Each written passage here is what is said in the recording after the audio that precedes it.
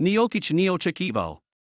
Trener Denvera ušao u svlačionicu, pa krenuo ka Srbinu i ovo mu poklonio. Nikolina reakcija je hit. Košarkaši Denvera pobedili su Chicago, a Nikola Jokić je odigrao još jednu fantastičnu utakmicu.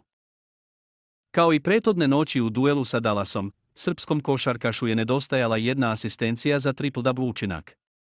Utakmicu je završio sa 28 poena, 16 skokova i 9 asistencija. Iz igre je pogodio 9 od 16 šuteva, uključujući i jednu trojku iz 3 pokušaja, dok je sa linije slobodnih bacanja bio perfektan, 9 od 9. Uspeo je Somborac da dođe i do 3 ukradene lopte, a za 33 minuta koliko je proveo u igri, Nuggetsi su napravili plus od 33 poena. Nakon meča, trener Denvera Mike Malone je sada već po navici depeo glance, defanzivac meča, dodeljivao svojim igračima, jedan je dobio Aaron Gordon, a drugi Nikola Jokić. Drugi lanac dajem Nikoli Jokiću.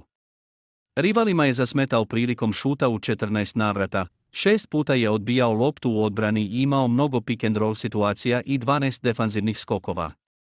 On i Gordon su imali većinu, rekao je Malone.